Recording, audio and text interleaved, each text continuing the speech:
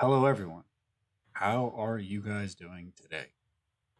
Um, Thank you for joining me and joining our guest, uh, Francis at Ben Thrifty, one of the most insightful people on the draft internet, on the basketball internet, and the person I'm excited to do point counterpoint with me on Jalen Suggs and the heuristic and to go through things. Francis, how you doing today? Yeah, I'm doing all right. Like, I'm kind of glad to be talking about because Suggs is like legit my favorite prospect. Like, he's not the best, of course. I'll like, I'm not that big of a stan. I'm not gonna be delusional about him, but I do love. I'm just like, I'm not. It's like kind of it's unspecific why I enjoy him a lot because like you probably get into it later in the stream. Like a lot of the things he does, it feels like unclear like why it like is so like great, but it just happens like that sometimes.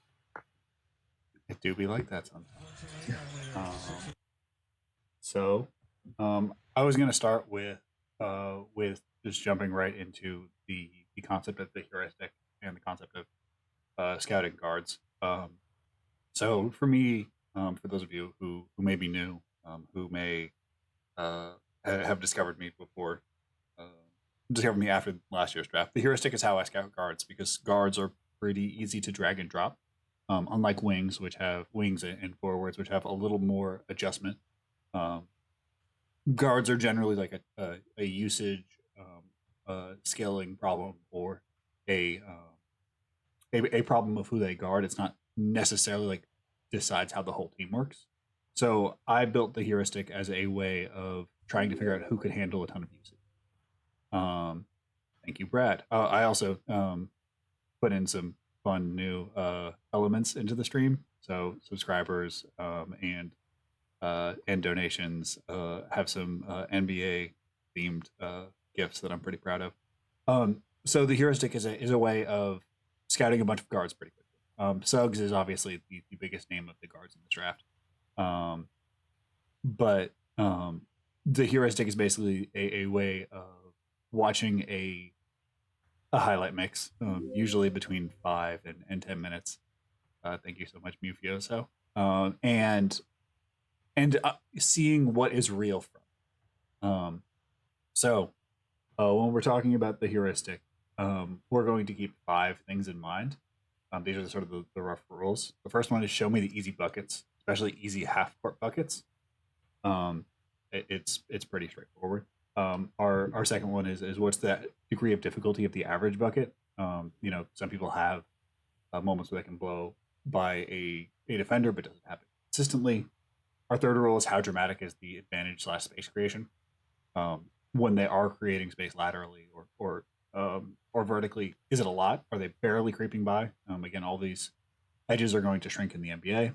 Number four is look closely at passing windows. We're blessed with a mix that has passing, but even if there's not a pass made in a mix, you can see how are teams responding from a help side. How are they responding to rotations? Is the player manipulating those help side rotations? And then our final rule is show me the special. Um, this is sort of the secret sauce here because every player that has been special as a guard, you can see it in their mixes. You don't have to be like, oh, Steph Curry, like what is he good at? You watch the mix, like, oh, he can shoot. Like, that's very clear. He can shoot. He's very good at it. He's doing it a lot of so with that, let's jump into the highlight mix for Jalen Suggs.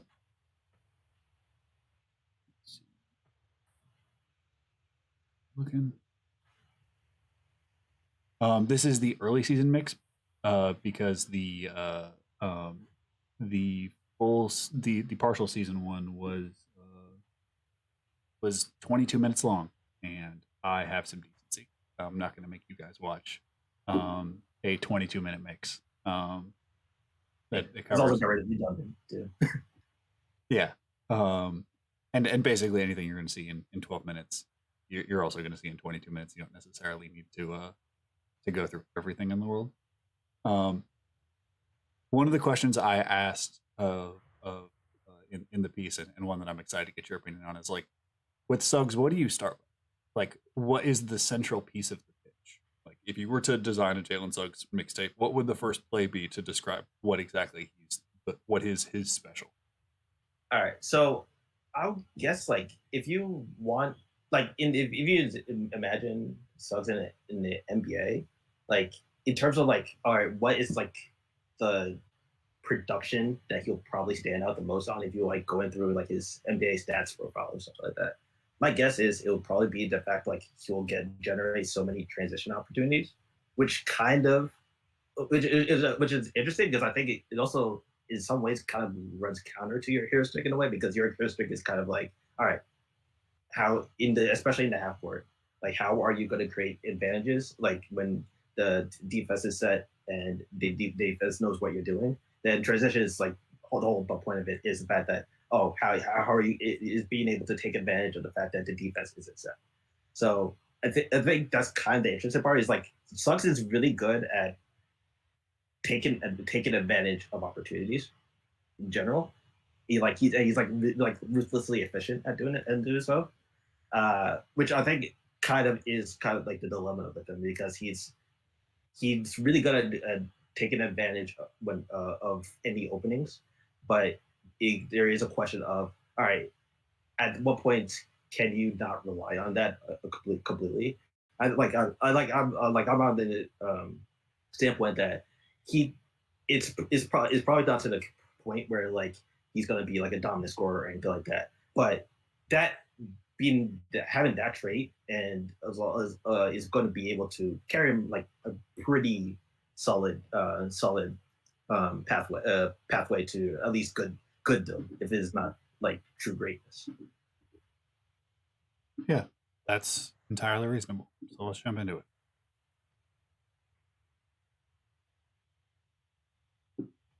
Um, so I think that when we are looking at these mixes, like we're obviously seeing this is propaganda, and any small concerns that that exist should be seen as sort of amplified.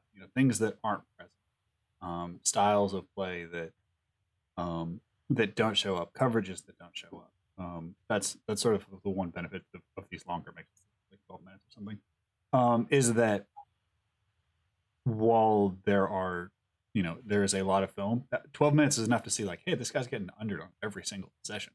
Sometimes it works, but like I'm not seeing any jumpers. What's going on here? Not that that's an issue for Suggs. And I think that you're right in that like the transition is the first thing to show because like he is, and shout out to Frankie Vision, like this is how he starts. Is that like Suggs is a good but not spectacular athlete. Like you're not going to say like it's not like Derrick Rose or DSJ, where like or Fox, where like there is a particular physical quality that is the central to his pitch. It's sort of the ability to leverage his complete playerness and the way that he processes things, which is a hard thing to make highlight mixes around. Like he does a lot of really cool stuff, but the theory of the player is sort of based on this like advanced version of being a winner. This like he is a connecting player, but he's a really, really high level version of it who can also like we think of connecting players as flawed players who need a specific context to be successful. Like as wonderful and as Hallie and Lonzo are, they needed a thing. They needed a setup to work.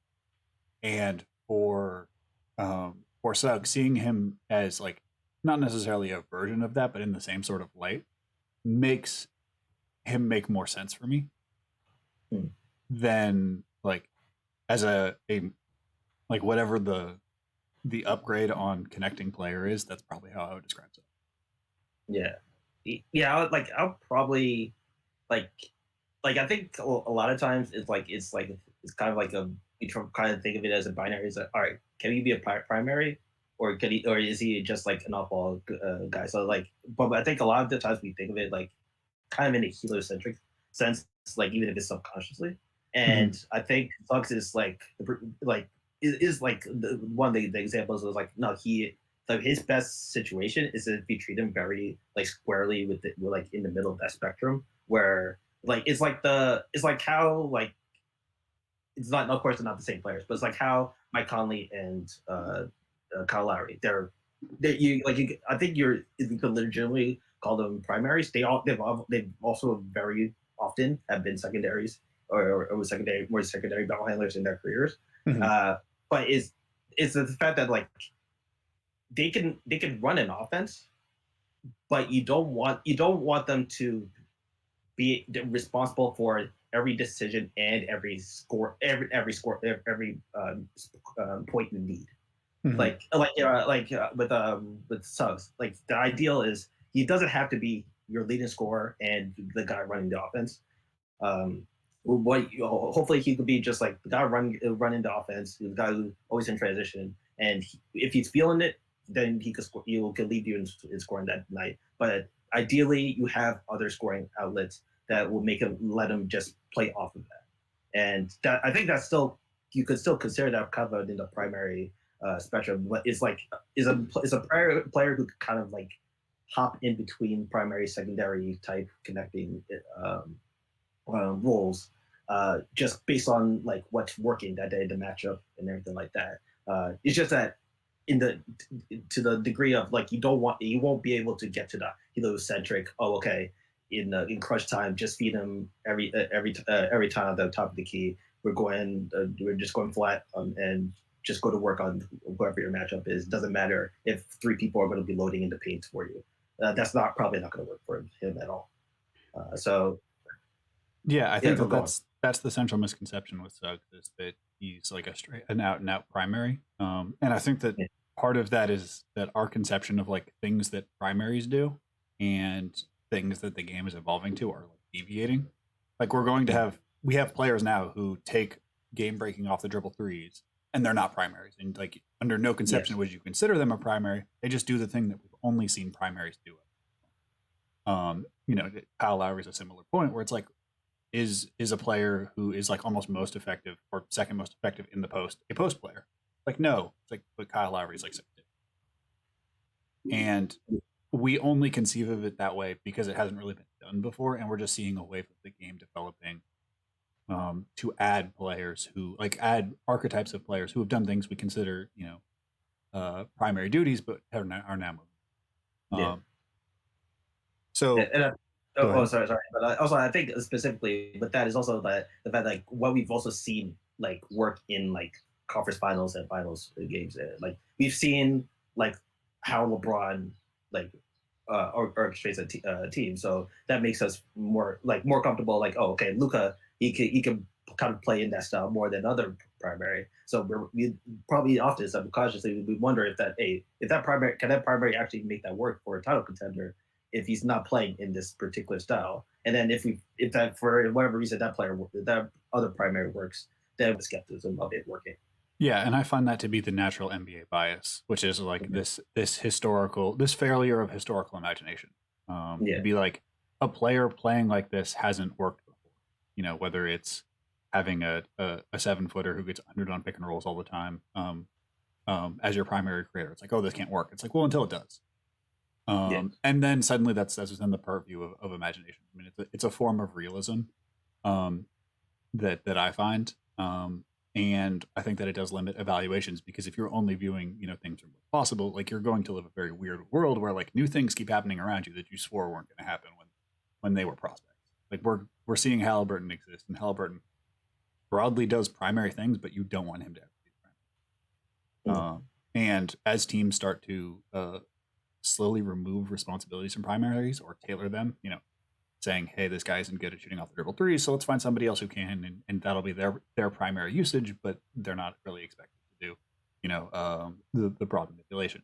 I think that the thing that makes Suggs really interesting in this perspective is that he operated on what like I would essentially call an NBA team, where like usually college teams have to create roles on the fly, but like this team was built with an almost NBA sense multi-year purpose where everybody had this yeah, extremely defined modern role, which I think is the separators. Like you'll find teams where everybody fits a role. It just isn't an NBA role. Where on this yeah, one, like everybody made a great deal of sense. yeah. And it makes a great deal of sense specifically also for his skill set. Mhm. Like it's not even just like, oh, it's a modern NBA type offense or type planning of those players, but they also complement each other in a specific way. So it's not like you're fitting any players into a square box, like a round peg in a square hole or something like that. Not like particular things that Suggs is great at, like getting in transition. Well, put ton of deadly shooters around him, and somebody with the gravity of Timmy, who was also willing to run really hard in transition with him, and you're gonna have the perfect transition to attack. Same thing in the half court, where like Suggs, the one thing we'll probably get to is that his handle is not the most fluid. Let's say it's not the most deceptive in many aspects. But if you have so many players who are gravity, a lot of times Suggs just needs a straight line drive dribble, and he's already getting into the paint and has enough options to get a great shot out of it, whether it's himself or others. So it's a place where like everybody worked seamlessly until basically the title game where Baylor shut everything off. Yeah, and also Baylor shot the best that they've ever shot. Like Kispert, had his struggles, and like watching the title game, it felt a lot more weird.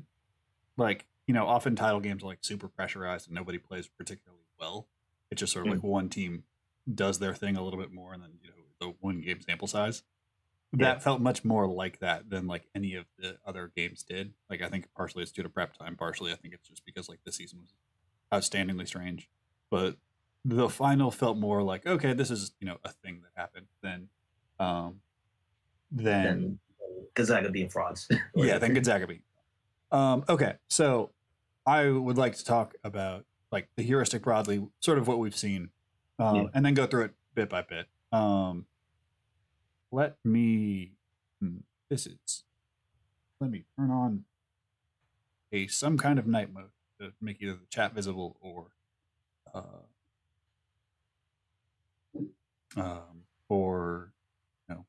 something. How are we doing with sound? May or may not have spent a considerable amount of time on sound. Is it sound good, chat? Is sound good? That all good. So.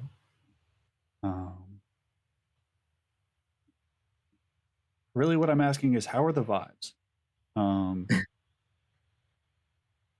Here's I've made a terrible mistake somehow. Try that again. Font settings.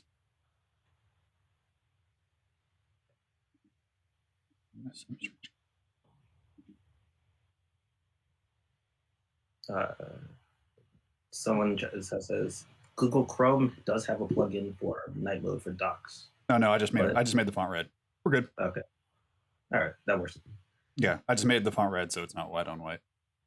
All right, good to hear that the vibes are good. Good to hear that the sound is good. I seemingly only have to do 2 projects at once, so I did sound this morning, and this piece at the night. So I think that with the difference that I'm doing this year versus last year is obviously doing these heuristic pieces one at a time. Doing them in groups did a small disservice to the prospects, and I talked about their archetype more than them specifically.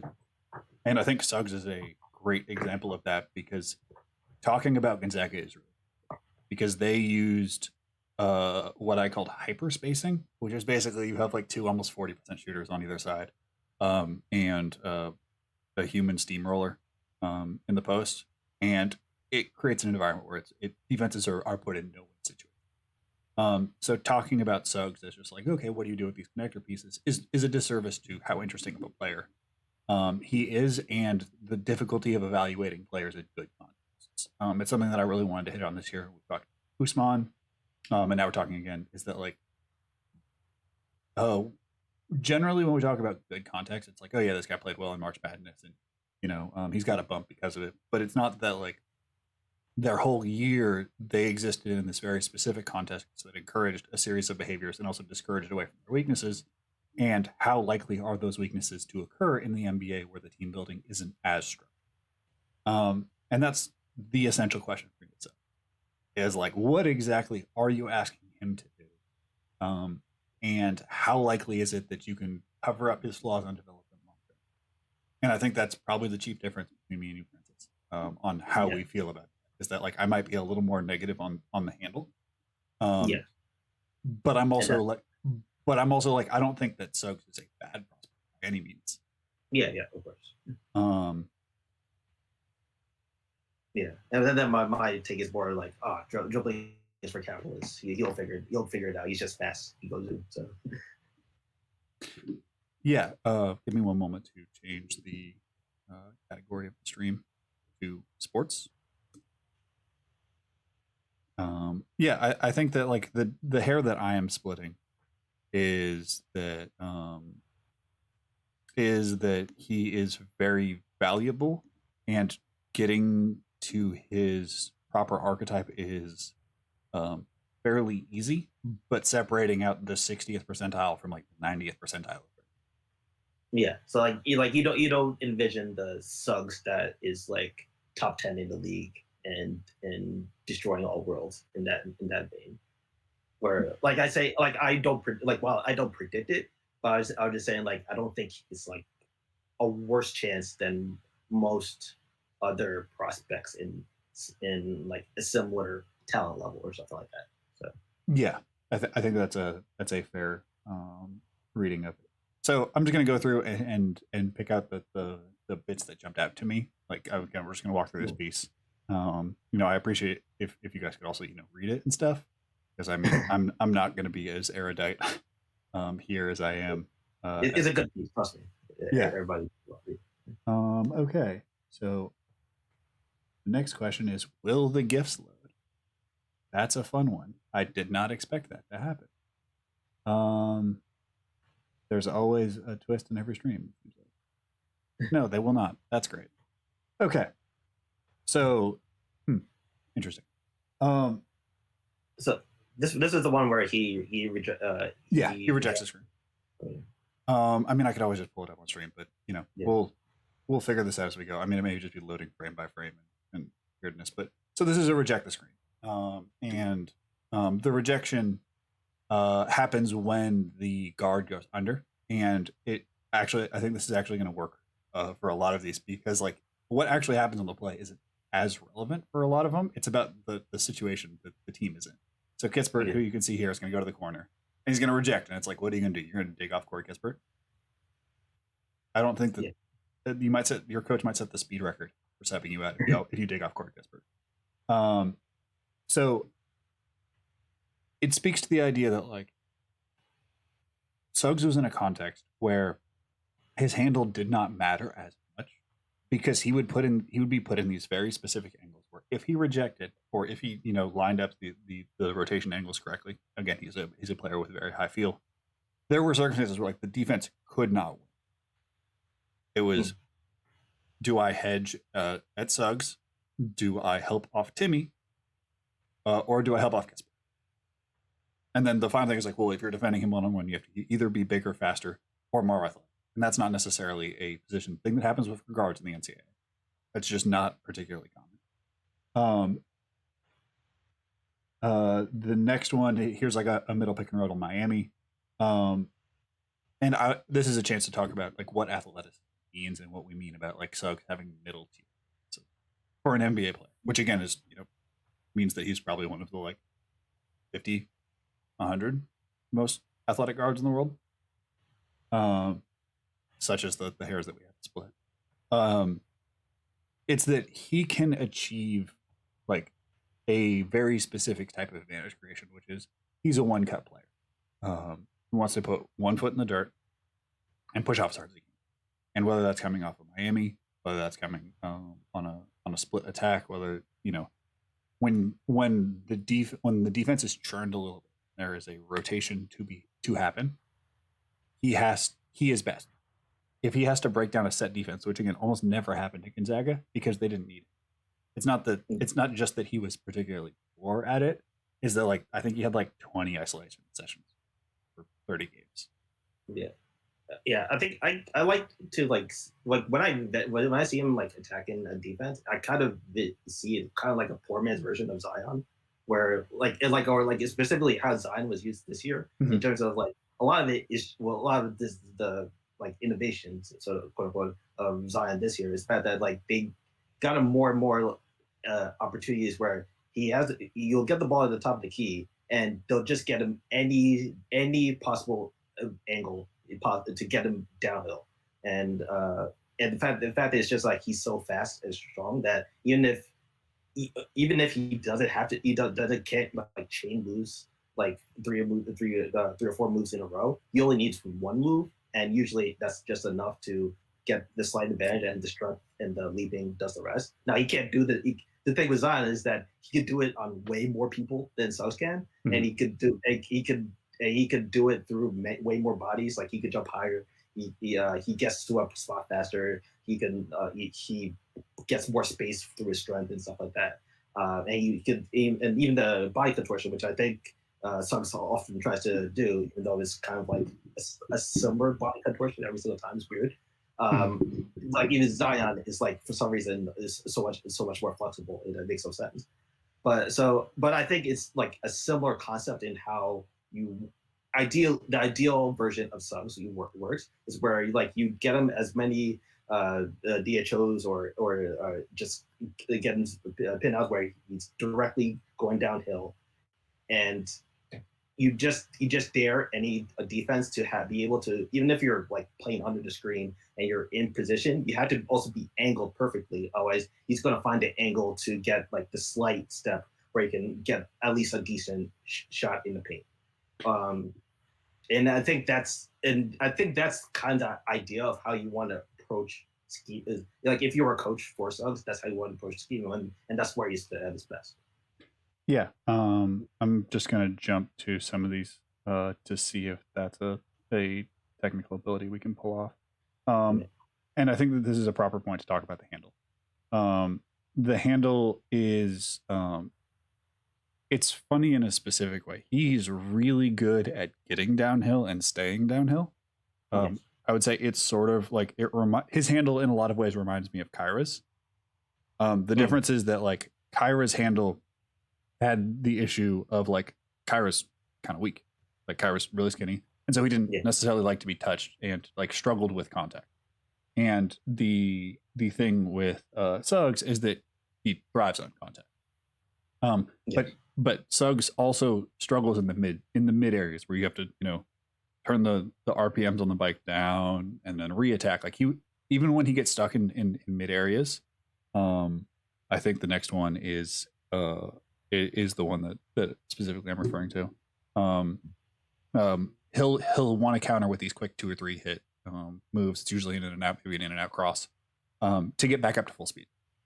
And I think that the Zion point is particularly important because you want to put him in a circumstance where he can stay at full speed as much as possible, and even when he slows down for a second, he's able to reattack within better angles. And that's, I think, where the Gonzaga spacing is going to be different than the NBA is those reattacks were often really open because teams couldn't, like, you could not help off some. Like, if he gets you up, if you're okay, you stopped him, cool.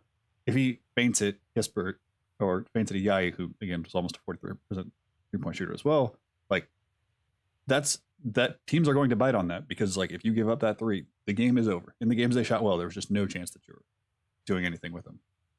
So getting him into circumstances where he stays fast and stays downhill, the handle is not really a problem. So in that point of Zion scheming, I think that you're particularly correct. I can't believe there's enough for it. Yep, this is I believe the one. In and out? Nope, I was wrong. And I'm thinking of an Auburn one. That's Kansas one. That's the Kansas clip that I've seen legitimately hundreds, if not thousands of times at this point. We will talk about the passing when it comes to it.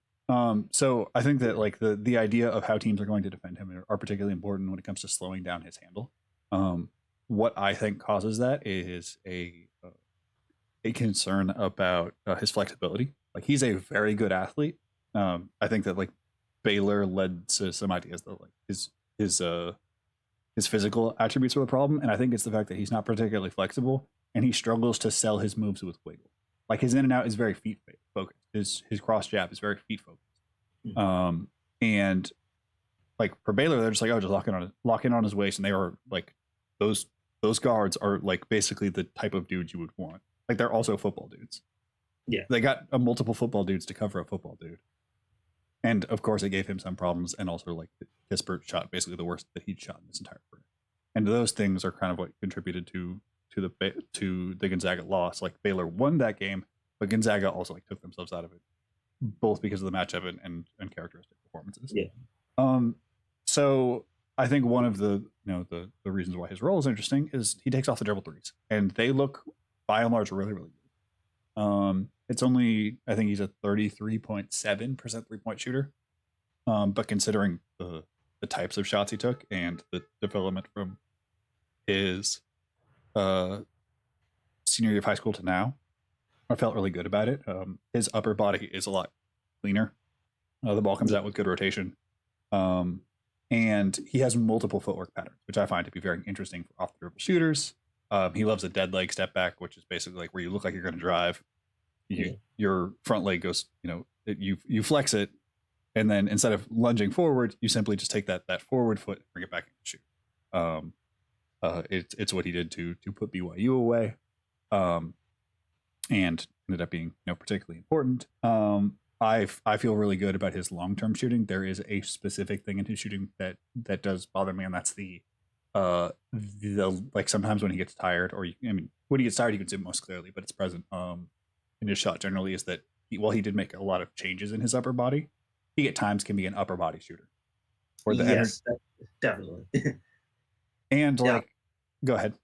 Like a lot of times, like I think and that's kind of like the contribution to like the fact like use of somebody who looks like a good shooter most of the time. He kind of has some of the worst misses, and I think a lot of it's the fact that a lot of times, like if he's like lazy or tired, as he said, he'll just kind of just fling it instead of using the full lower body into the upper body channeling, and it could go really really off, like in terms of like all glass type off. With, I would say, a larger arm contribution bodes pretty well for deep threes.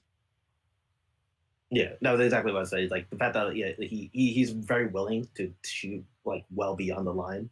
I think contributes one to the fact that sometimes that leads to less ideal mechanics sometimes, and also leads to the fact that he's probably ahead of the curve in some ways, just because he's shooting so far away.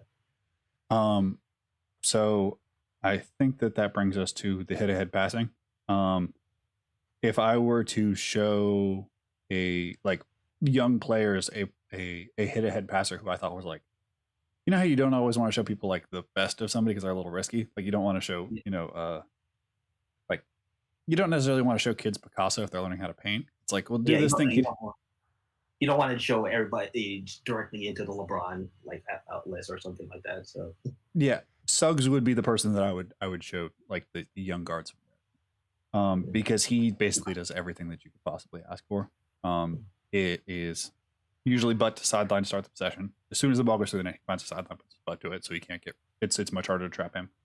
He'll check for pressure, just quick to see that he can get the pass off. Then start scanning for hit-aheads, and then just throws absolute bullets. You'll find with a lot of younger passers, they want to throw like kind of a little more like lobs to get it there on time. No, it's like, I'm going to gun it Jamarcus Russell style as hard as I possibly can, and you're going to catch this. And he tries to put it on a dime. Like some of these passes to Kispert and Ayayi like hit them directly in their shooting pockets. Like that is impressive considering how hard you threw that. It's I think the thing that like leads me to believe that the connector plus idea works is that like he does this every time the ball goes through the net, whether it's if it's a make miss, whatever, he is ready to go, ready to look to the next possession. And like even if there's not like even if there's some half court tumult in the fit, the full court is going to work better just because he like is so wired to find extra possession. Yes, yeah, it's just like he's like at all times he's trying to assert an advantage, even if he's going to check for the advantage, even if ultimately there won't be one present. That's like I'll be shocked if he doesn't lead the league. Oh, he's like not like top 10 in transition opportunities, just because like he's so aggressive looking for them. But and as long as you don't run you don't have like a team that like is like actively suppressing transition, like the coach says for some whatever reason, no, we walk the ball up the court or something like that as a rule. Like I think that it is like a lot of him looking valuable is just going to be the fact that he 30% of his of the time he's always just going to be jetting up the court with players running with him, or him throwing ahead to players who are ready by him. So I would love him to actually play with like Springer, because Springer is a master of leaking out as well. So Springer leaking out at all times, and then Suggs always looking up for the outlet would be just like I assume it'll be at least 3 buckets every single game just off that. Yeah, 100%.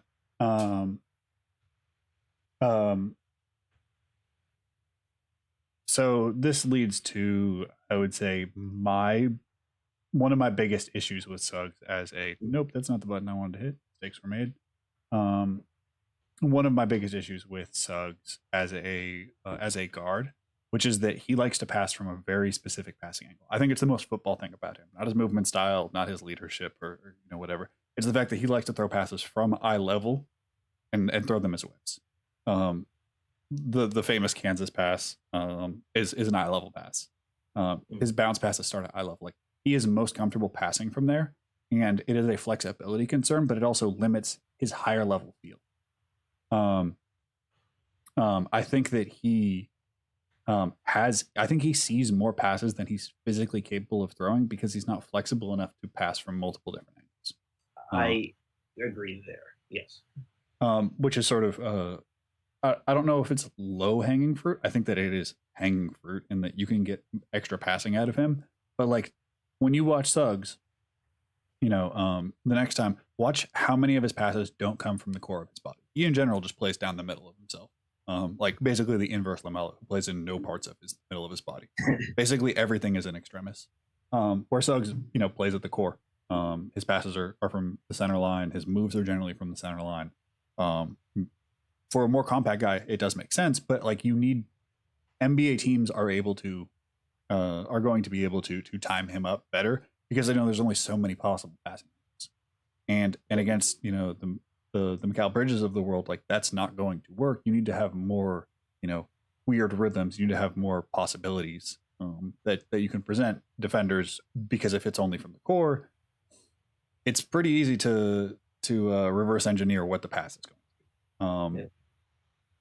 And that might also relate to like it feels often that like watching, like, he does have smaller hands, like it could be completely false. It feels like a lot of his issues also are related to that like he can't just grip the ball and adjust like out a split second. But if a defense does something he slightly doesn't expect, like, he has to kind of commit to like whipping it or something like that right away, because he can't like pick up the ball and do it like in a two motion like fake a pass and then go up for a lob. That's not something that he's really capable of doing. If he's faking a pass, he's gonna like fake the pass, bring it back, and then make another decision. Just because it feels like he doesn't have the capability with his hands, and I think that contributes also to why he loses the ball a lot when he's handling. But it might be the fact that he just has small hands. Yeah, I tend to see it more as a movement skills thing, because there are more movement skills concerns that I have. This is the in and out. This is the in and out I was talking about earlier, where he wants to get back downhill and he's able to use the threat of the off the dribble shooting to get back to it. I think that for all that we've talked about Lonzo, like, Jay Barrett does have some representation here as a guy who like was super blocky his draft year and his first year in the league, and has started to add movement skills, and as a result, like, while he's still not like the greatest mover in the world, like, even some degree of improvement in the movement skills have had a corresponding huge amount of growth to just go from like a rough mover to like a okay one, has really opened up his ability to like dribble and access his higher level passing, which he did have, but he, when you're a bad mover, it can be difficult to get to, like, oh, I see that pass. It's just like, well, how do I get the ball from like my knee level to, to my shoulder to throwing a hook pass to the other side?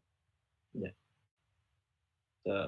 So I think also, and then that leads to the fact that like a lot of like like I think a lot of especially if somebody who's not proven to be like a 40% shooter, like a lot of the instinctive ways to guard him is just basically to just back off and go under every screen and dare him to beat you that way.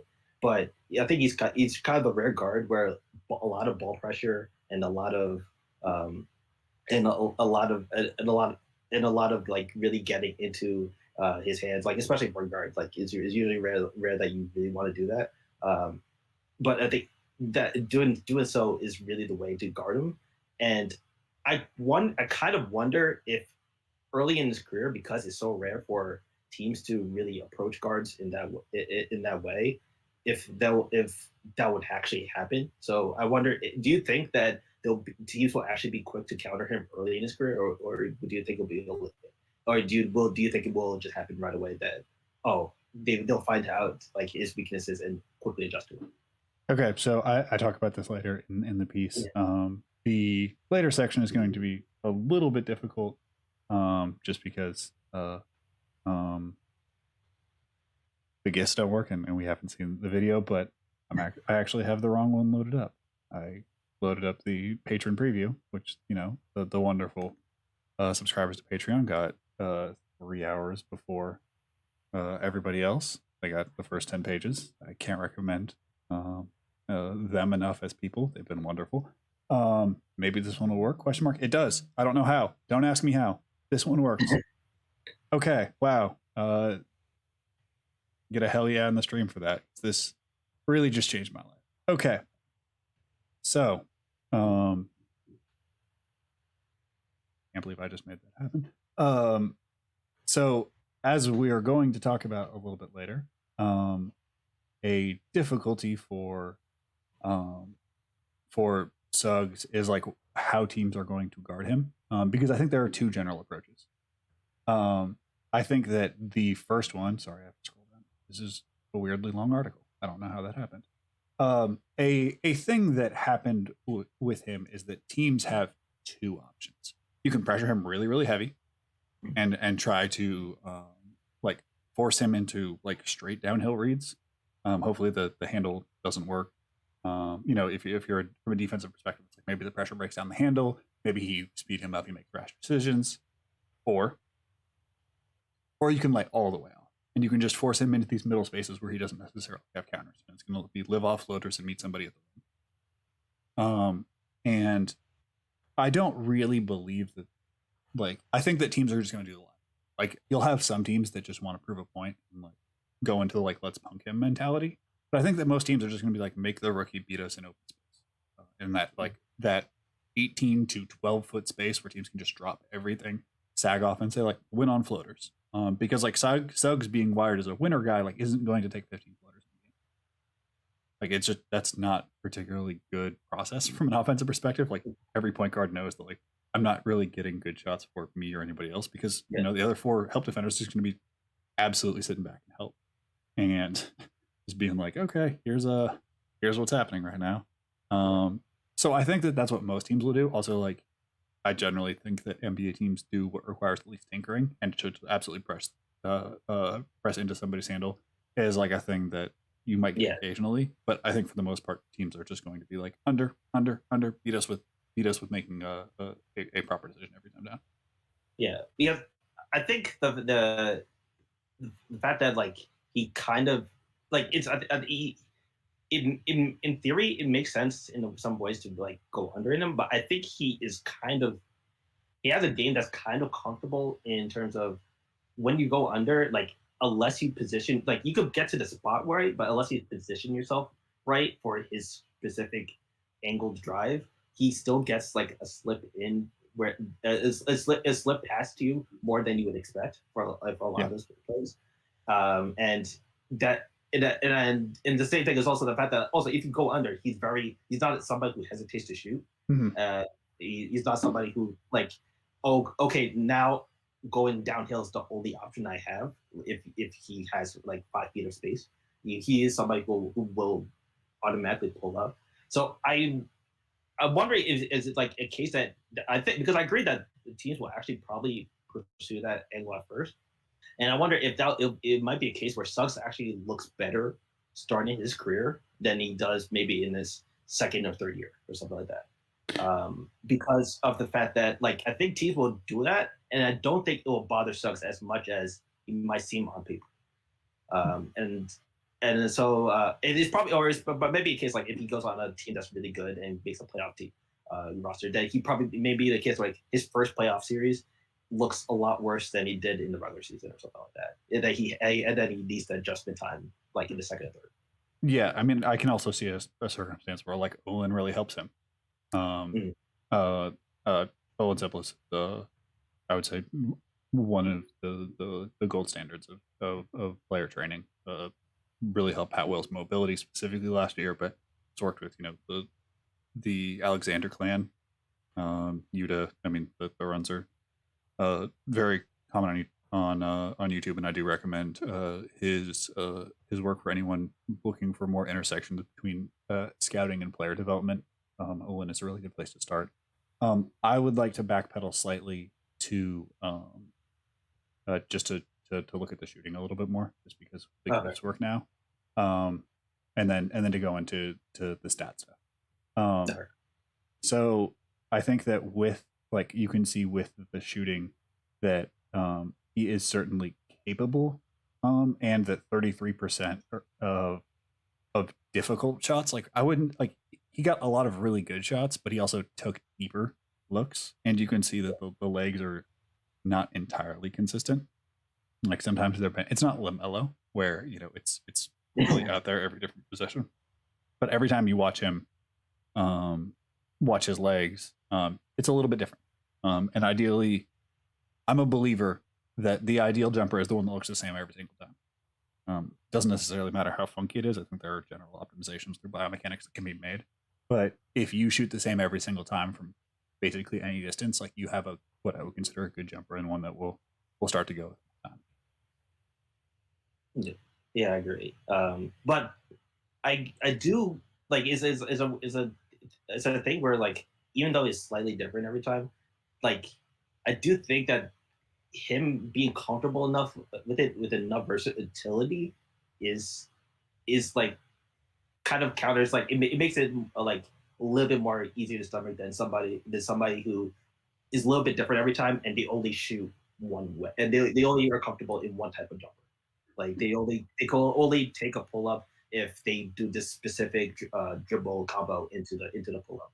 Like he could take it off he could take it off a screen or handoff. He has that step back as you said.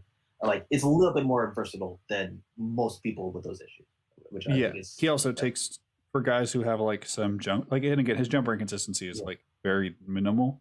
Like again, this piece might seem a little more harsh, but it's only because like the player type that we're talking about requires like a really intense microscope, because the differences between a fantastic connector and a great connector are so important. I think that the best testament to like jumper ability is jumper volume, and the fact that like a good team encouraged him to shoot all of these shots, and like it was sort of essential for them. Granted, they were 20 and 30 balling a lot of teams. Like it was essential for him to take these shots for the direction they wanted their season to go. And often, on the better team that you're on, the more your role is defined and shrunk. And his jumper versatility seemed to buck that trend in a really positive way. Yeah. And I also could confirm that he was shooting like this in high school too. Like he took these for like varying degrees of success, of course, but he was willing to take 5 to 8 feet behind the arc, no problem. Okay, so next we're just gonna look at the stats real quick for each one. Let's start with. Although I do have a question though. Do you think that him developing a mid-range jumper, or even just like him being able to stop on a dime going downhill, is that ever in the cards for you for his jumper? Yeah, I mean, I don't see a reason why not. I don't think that his jumper is technically, like, I think that his jumper is like 90% there. Like, I don't really see that much. Like, I was just noting that like that's the area specifically that he used to like solve, but what we're talking about is a pretty small difference in the fact that he shot above 33% on the type of shots that he took, which again, like, weren't the hardest in terms of like the challenge range, but it's just not, I wouldn't say easy. Like usually for guys who are a little more developing shooters, they don't get versatility. look at the thing they're good at, and then like getting versatility and volume combined to like leads me to leave in it's a good direction. And there's just not the right changes were definitely made between his senior year and Gonzaga. So I mean this is the first. I have 3 different types of stats in each one of the heuristic pieces: Tankathon, Bart Torvik, and Synergy. And just try to like one talk about how I view stats, like because not everything on this chart means something to me. Like specifically when you're looking at types of archetypes. Like I'm a person who like doesn't believe that assist turnover is meaningful in any specific way, and that like assists in general are broken and turnovers can be really, really good for young playmakers. I would rather have my young playmaker with a lot of good turnovers than my young playmaker like never turning the ball. Mm-hmm. So the thing that stands out to me is the true shooting, because it's sort of a paradox. Just looking from the Tankathon perspective, because like he takes it's 50, 33, 75, and like it shouldn't really be that high. Because he doesn't take a ton of free throws, he doesn't take a ton of threes. So like, where's the value add coming from? Solid usage, fantastic defensive rating. I mean, the context makes the bottom stats pretty difficult to parse because Gonzaga was awesome. So the number that stands out to me is the true shooting, and like I was wondering if anything of the Tankathon stats like sticks out to you specifically. I think of the Tankathon, it'll probably be one the free throw rate, like in terms of like it's good, it's solid, it's perfectly solid, but it's not like someone with Suggs' physical tools. Like I described before, how he's kind of like a poor man's Zion in application, and you think that even though of course nobody could draw like, oh my God, please foul him because that's a guaranteed bucket type files. Like you can, like you would still think you will get more of those than you would, and like especially just with his style, the fact that he's always going downhill. And I think in your piece when I was reading it, you were saying that the fact that hey, you think that it's more due to the fact that a lot of his shots just like were too easy to foul to get out on. I think that's a good theory. I think another theory is just the fact that also like he kind of gathers because his gathers are so similar going to the rim often. Like he often is gearing up to gather off 2 feet, and he's going to go up, try to contort his upper body a little bit around whatever it is, but it's mostly a similar process. I think a lot of times he's actually kind of easy to contest at the rim. I think you also do get at that in the fuller version of this when you're talking about the BYU game, but that he's kind of easy to contest at the rim despite his physical tools, just because of his process. And like I think he's easy to do verticality with because you really just have to go up, and he's not somebody who's going to like extend his finish around somebody often, or he's not very comfortable with it. He's going to try and jump basically as high as he can, and he's going to just within a small window try and maneuver around it. And I think that leads to less fouls than you expect unless you're completely out of position, which does happen, but it often is not the case. Yeah. So a wonderful segue into the Bart Torvik stats. You're pretty green across the board. Offensive rebounding, kind of whatever. And I think you guys can see it on your view, but there's a mixture of splits of the 3-point percentage. The thing to me that's most interesting is this number at the rim, because no guard should be shooting 63% at the rim, which speaks to the Zion. Like you're like, well, something here has to be happening. And my theory is that he didn't have that many contested shots at the rim, which, I mean, like for a guy who goes chest to chest and his strength level versus like college bigs, he should be getting fouled a ton more. And the only way that kind of makes sense is that like the context question basically eliminated a large amount of the finishes he would have through traffic. It's sort of the inverse of like there's young bigs who are so bad that they can't even foul people in terms of rotational ability. So I would say that this is like the positive context version of that, where it's like you have bigs who don't block shots or only block shots and don't foul, or one or the other. It's like, well, they're just arriving too late to do the thing. And this is actually far worse than what the indicator is saying. And I think with Suggs that like he has finishing concerns and like specific finishing concerns, which we're going to get to in a second. But that those finishing concerns aren't shown in the numbers because the context shielded him from the type of specific defender that gives him trouble, but it also shielded him from the type of person that he can just blow through, which is like, you know, most college bigs, where it's just like, yeah, let's go chest to chest and see who wins. Surprise, it's going to be Jaylen Suggs. And then so ideally you would think that probably in the NBA you will see like a uptick a bit in his free throw rate, but a downtick in his finishing percentage at the rim. Yes, until he gets the better movement skills, I expect that relationship to be very much inverse for his first couple years in the league.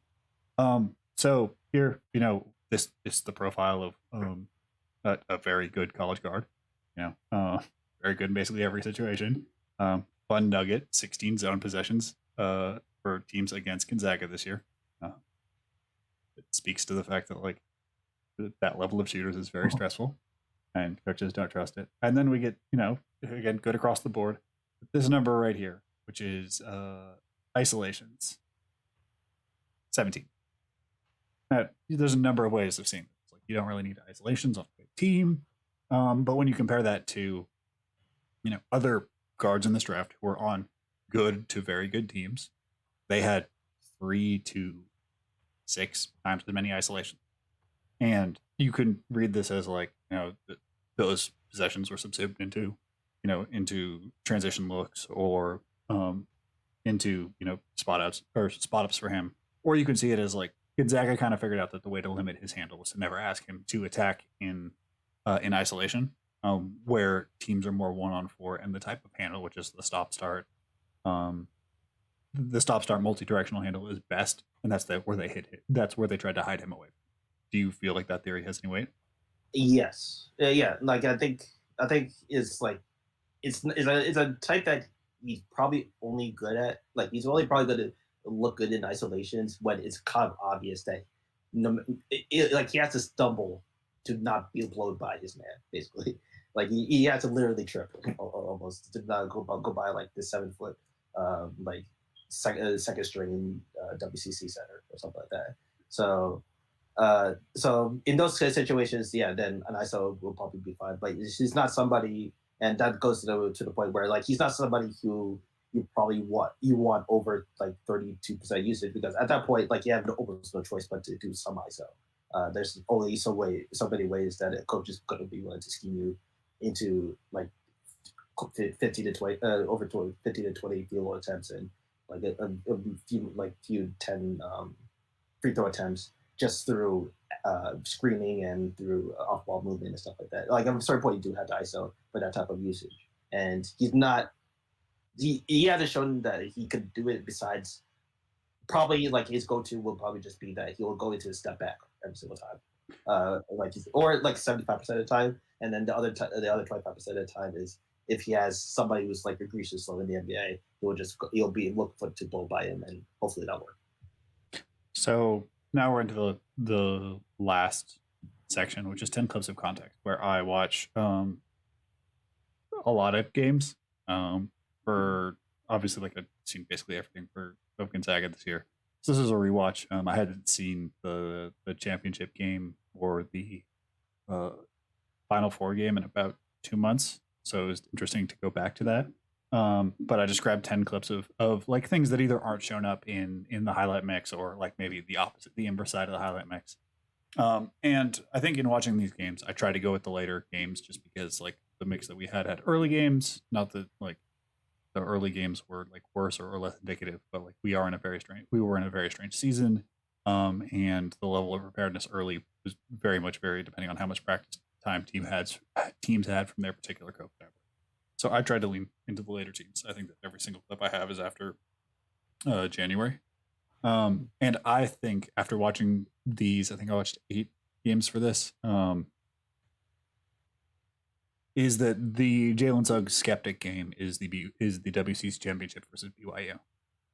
Partially it's because the Baylor game is very strange. I think that if you go back and watch it, you'll notice just that it's a very weird game. It's flow. It's just like everything just doesn't feel like these are two teams doing what they do. It feels very stop and start, and like you have moments where Gonzaga looks like Gonzaga, and then just huge stretches where they don't, which is a huge credit to Baylor. I mean, they played out of their minds, but you also like that's sort of a version of that you would expect from like, okay, if this guy has these handle problems, who are the types of dudes who are issues?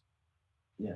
And I also will say that like also the Baylor game, like if anything, is in some ways I think it was actually a positive in terms of like so especially in the second half, like you could say like the game's out of hand, but like it's kind of a game where Suggs is trying to prove that okay, I'm getting locked up completely at the off the dribble. What are the ways I can still find like scoring opportunities while not having that? It's like it's like a good it's still a good criticism game because it can say hey, I mean, being locked up like that does hamper the offense in many ways besides even just him scoring. But it is a good game because in the second half you do kind of get he does get like a flow for like moving off the ball and find these like opportunistic scoring opportunities. Shout out to Ross Hogan in throughout the half. It's just like kind of it's kind of one of those like quiet 20 games that play says. Yeah. 20 point games. Yeah. Quiet 20-point game, also known as off ball 20. Because you never there's never a quiet on ball 20. It's just that's just a scouting term for when somebody doesn't dribble the ball. Yeah, I mean, like maybe Durant has gotten that before, where he just like because he looks so casual when he's shooting sometimes. Yep. But besides that, nah, he's always off ball. So the game for me, if you are a Suggs skeptic in any way, is this BYU game, because I think that it exposes in like a setting that I felt like he should have dominated. Like BYU's perimeter talent is not to the level of Baylor's. Like they have an NBA style center and like he has NBA an ability that what NBA players have. But like going into this game, I was like, oh, this is going to be a game where Suggs can sort of prove some of the handle doubts. And what actually came up was that like the finishing doubts were super clear because Harms was able to time him up. They were able to funnel him into like again sort of like we talked about passing, like rough approximations of these are the finishes he's going to try to take. Okay, if he's in this circumstance, he's going to try to go on 1 foot extension. If it's here, he's going to go chest to chest. And there were so many times where like there were other finishing windows available, and he took an uncreative one or a limited one, and as a result, this game was close. And I think it was partially just because BYU was able to flatten Suggs' game down to a series of decisions, and they had the type of player that could alter those decisions in Harms. Mm-hmm. Yeah. And I think it's also kind of like, in a way, you could also relate it more to like, this is how a playoff team would approach Suggs. Because one, this is not the first game that BYU played against Gonzaga. And Suggs did play well against BYU earlier before that game. But they made the adjustment, of course, that, okay, we finally learned his tendencies in these specific moments and everything like that. And this is how we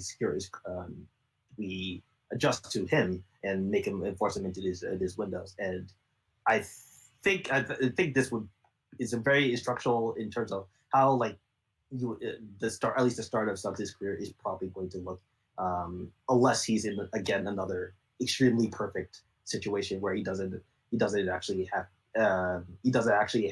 to worry about that because there's so many other good players on the team that nobody's going to bother trying to scheme for him specifically. Yeah. Here's the one of his hit aheads. He checks twice, throws it on a dime, just absolute laser.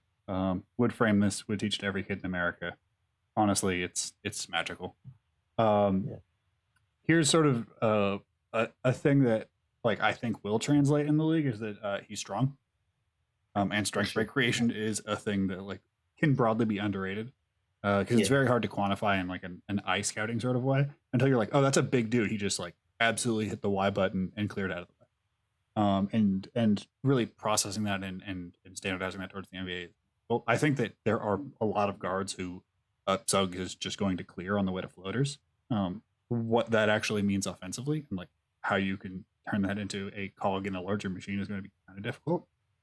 Because like strength-based guard creators need to have a number of other things to leverage the help side away. Otherwise, teams just can be like, yeah, go on an island and do this 20 times a game. but like I think that the level of strength that he has is like it's a meaningful level.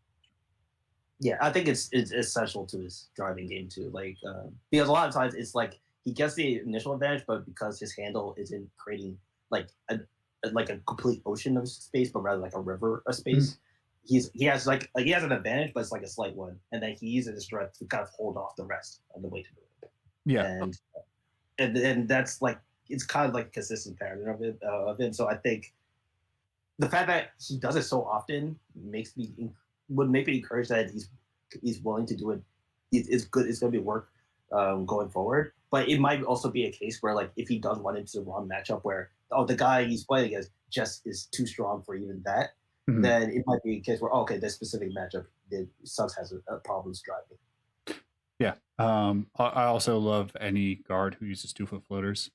I think that people who have followed me for a while know how much I hate the pissing into the wind floater, where you are moving one direction and shooting a floater the other direction.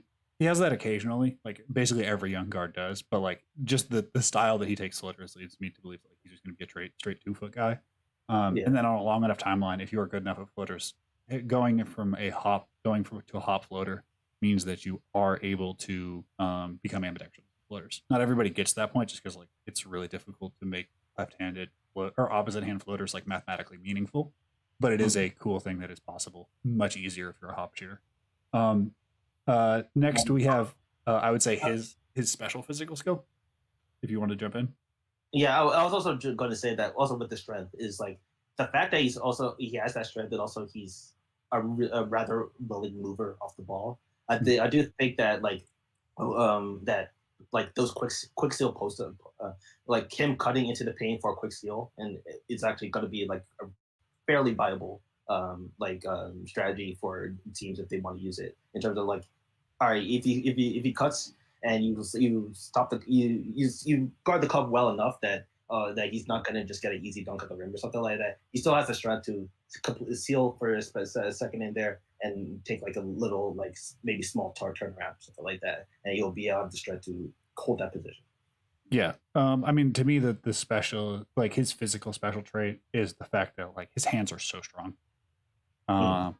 You can this overhead angle, which like I'm not gonna lie, it sucks when you're watching the games, but for film purposes, it's really great. Honestly, like I shout out to every producer that has 3 or 4 camera angles and pipes them in because it makes the video stream so much better. You can see here he goes to cross jab, which is a cross where you jab the opposite way that you're going. And if you watch his hips, they don't really move. Like he sells this entirely with his feet, and then 2 different UCLA players believe that they have a hand on this, and neither of them gets close.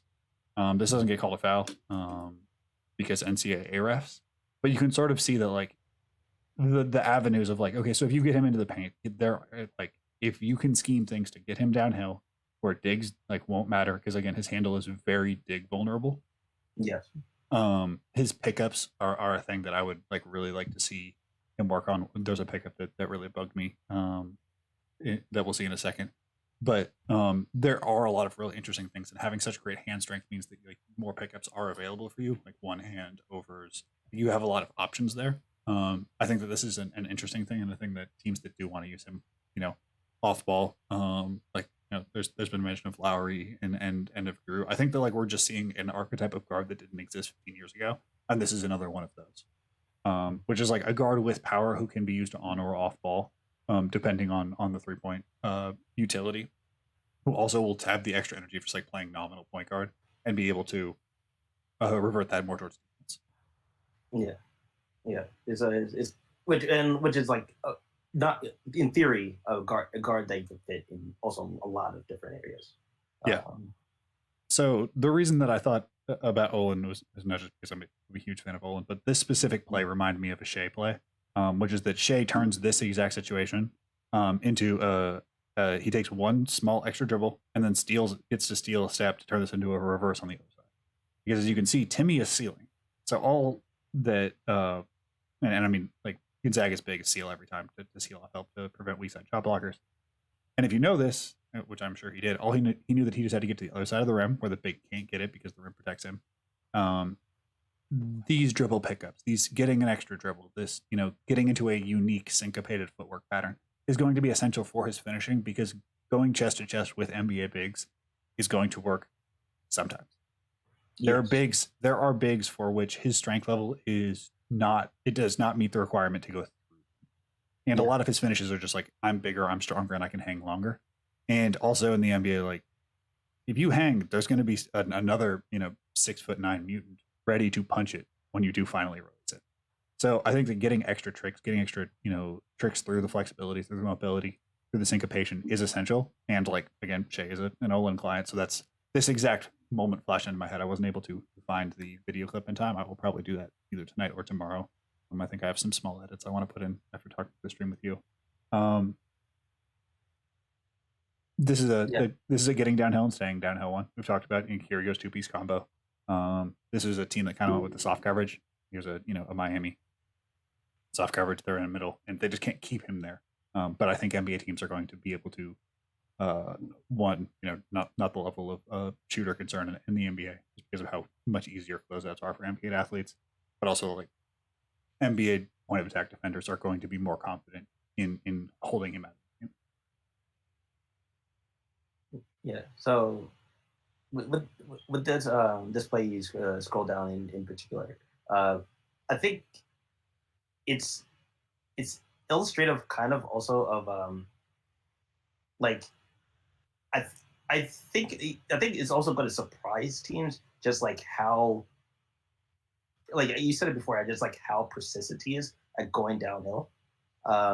Because like I think that's usually the case. Like he, and probably part of the reason for my optimism is just that a lot of time he's probably gonna, like, on a per play basis in terms of like how many attempts that go into the rim, how are actually successful in terms of getting like a shot, is probably going to be lower than like a lot of the better guard drivers. But I think just the fact that he's so persistent at doing so is just going to catch defenses off guard a lot of the time. Just because usually speaking, once you cut off the first or second action or something, they just go into something else.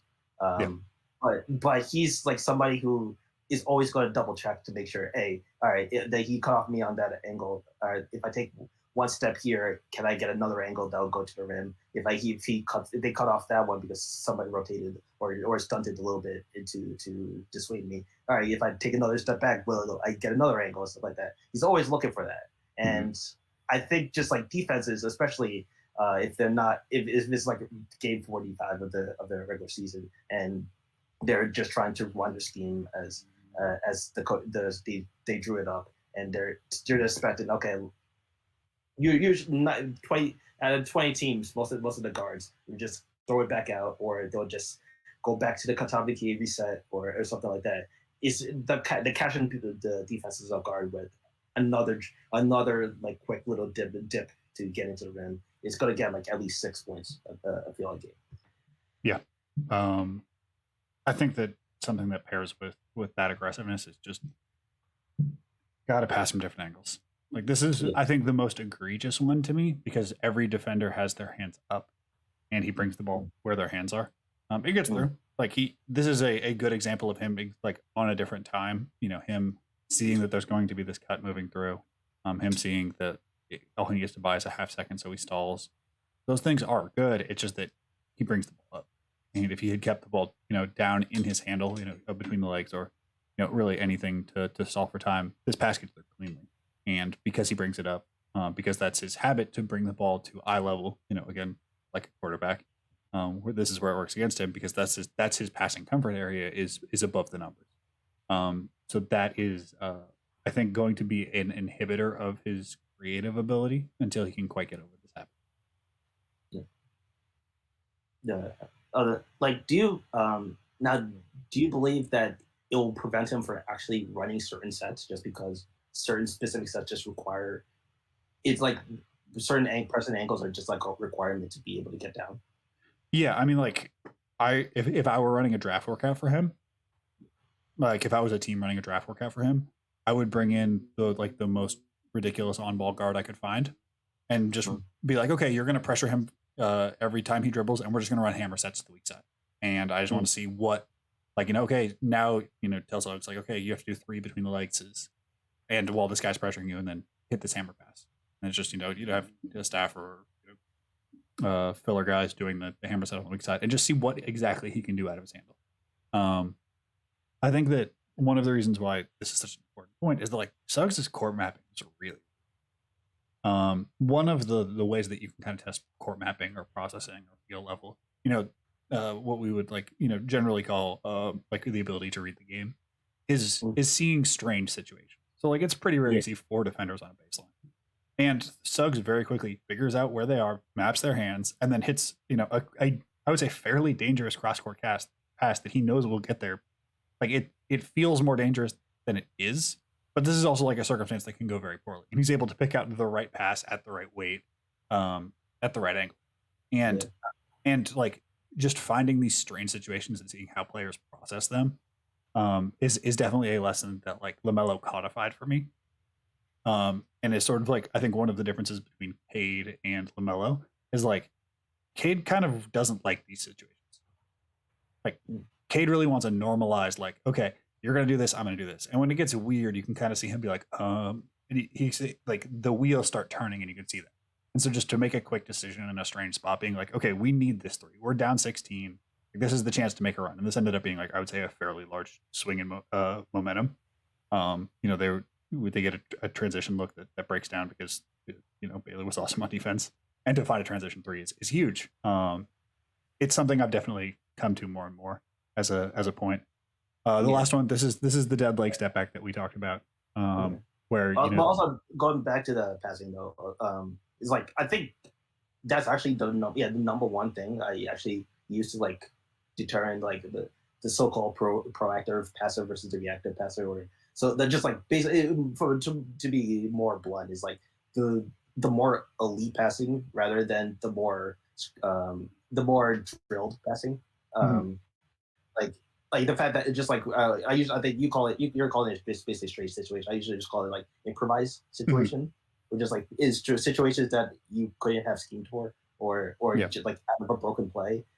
Who feels comfortable about it? I feel like for instance Giannis it has become is a very good drill passer, but if you do something weird in the play, or if the play breaks down, he's not at the point. He's not his processing. It's just a lot of times it's just like how you learn you initially got the game growing up or something like that. Like I feel it's very hard to really develop it too much. It's just like how you perceive certain plays that okay, this play broke down.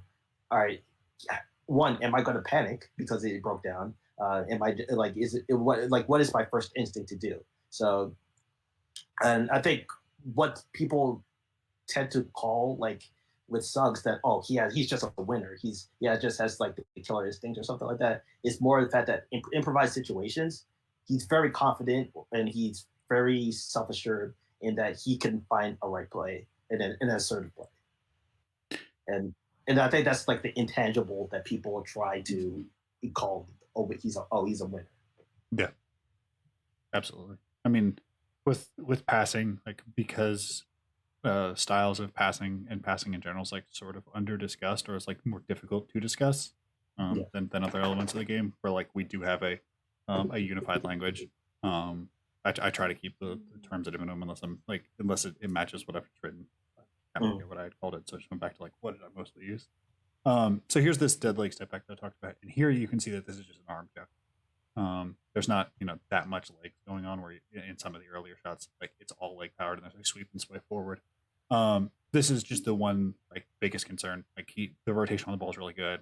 You can see that like he has a bit of a gather left to right. It's not really an issue. Like, it's not so intense that you want a total rework. This is this is the same BYU game he struggled in. He puts a nail in BYU's coffin. Like, this basically ends the game. For a game he really struggled in, guarantees the undefeated regular season. And that's sort of like there's going to be a lot of Jaylen Suggs lore, but it's also also important to realize like a lot of it is right. like hagiography only sort of works when the person is actually a saint. And like in the biggest moments, Jaylen Suggs did show up. So like, well, the languages of winners or players who all they do is win. Like, we also do have to put some respect on his name. So yeah, I like the jumper, and I'm a big fan of the general stuff. I want to unless you have anything else about the jumper, I was just going to switch over to Q&A. We've been running a little bit Yeah, long. so like I mean, with the jumper is like my only like question really is I was like it's not I'm not sure how it'll go. It's just like if he ever feels comfortable enough to stop on a dime, basically going downhill while shooting like that. Like Dame's great at, of course, at doing it from beyond the arc. Even him, like he's a very downhill player, and Mhm. even because of that, he doesn't like doing it within the arc. I think he doesn't feel like the space is enough for him. But like he beyond the arc, he's great at it, of course, and that's why his drop is basically considered a sin against him. But yeah, but if you get him in within the arc, that's where he kind of is like more one dimensional.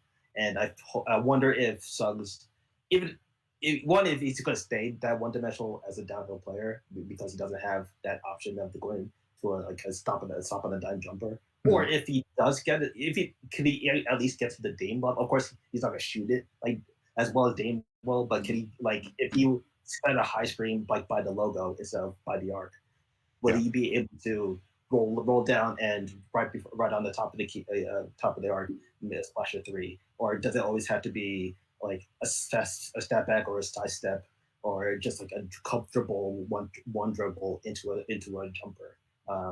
Like what? How will you go? How will he progress as a shooter with forward momentum? Is basically is basically my main major wonder. Yeah, I mean, I will say that being a hop shooter makes that a little bit easier. Mm-hmm. This is a dead leg, but like being a hop shooter, it is easier to get a little more balanced. So Yes. like Yeah. Dame, has made the progression being a hop shooter. He can shoot out of every single footwork combination, but it is notable that like as his range has expanded, he's become more of a hop shooter. Mm. So I do think that there is a relationship between um, guys who are budding and trying to improve their range and recognizing that the hop is probably the most standardized one for doing like multiple variable inputs like sprinting downhill and stopping and popping and staying on balance. Like that can be really difficult for guys who aren't like ultra hyper million% coordinated in the way that like Mm. 1-2 is, where you just have like coordination freaks like Steph and Katie and stuff who are 1-2 guys, but it's also like, can you really expect a developing shooter to do that? I think that it's a little easier to ask a development shooter to hop into something because it does allow for a natural rhythm and a natural flow of energy in a way that 1-2 doesn't. Mm. Yeah, yeah. I'm still a novice on the 1-2 versus up debate or stuff like that. I'm still like as long as the player's comfortable, then I'll go with it. But Yeah. I'll just know when he doesn't do something rather than know like he could be doing something if he changed something up or something like that. So All right. So let's flip on over to Q&A. I'm gonna give this a minute or two to pile up some questions, um, and get a little bit of water because I didn't drink as much water today as I needed. uh,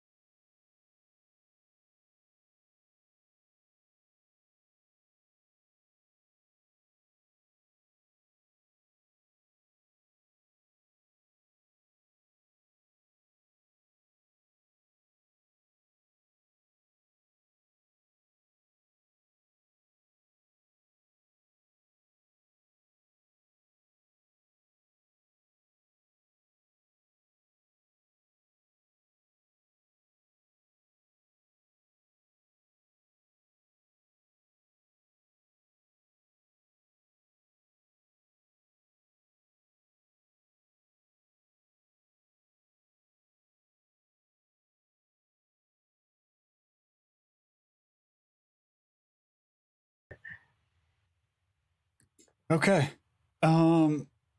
It appears that Hornets Pacers is not going great.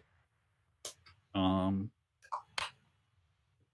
At least would anyone like to bet on how the Hornets react to this offseason? Will they believe this is real and go all in for Al Horford? Okay, so I'm just gonna go in order. First one is Blitz asks best fits for Suggs. I really like Detroit, but it seems like they're gonna get somebody better. How do you feel about fits for Suggs in Detroit specifically?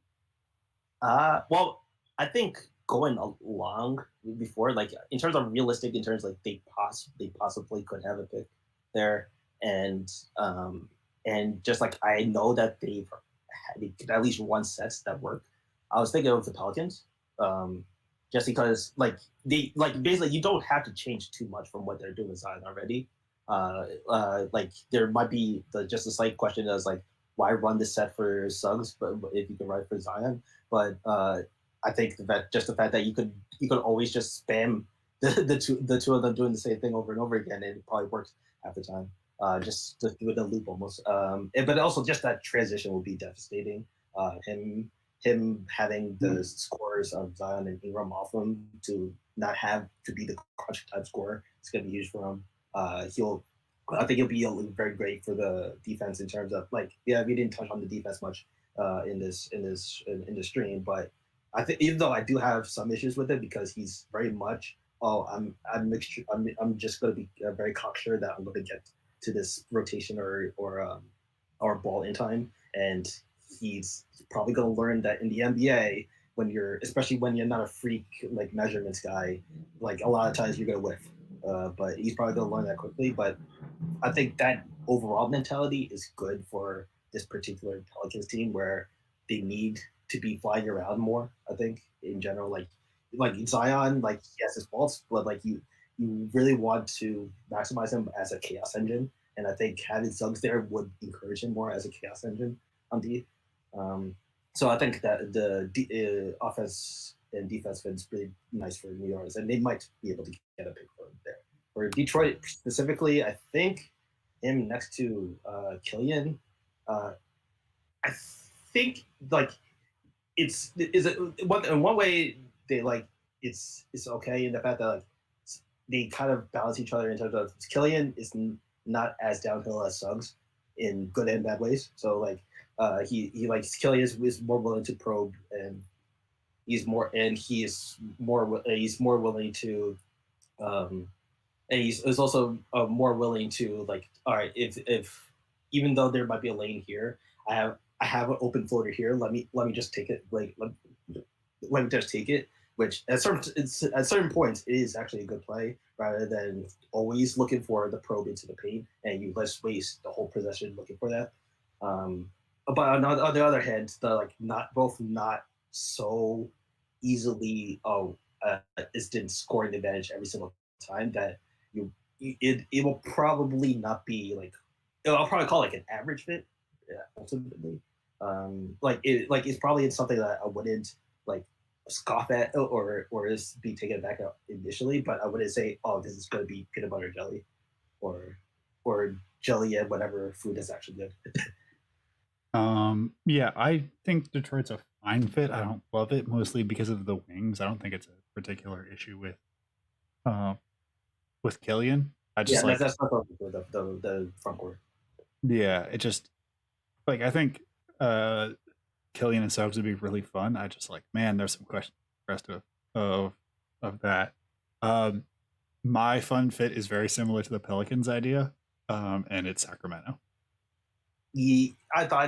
I thought about that too, especially because a fun fact: Halliburton and Suggs are actually cousins. Yes. So, like I think the only possible issue is just that like, especially since we got the news that Walton seems to be staying for at least one more year, they're going to be doing a lot of all right.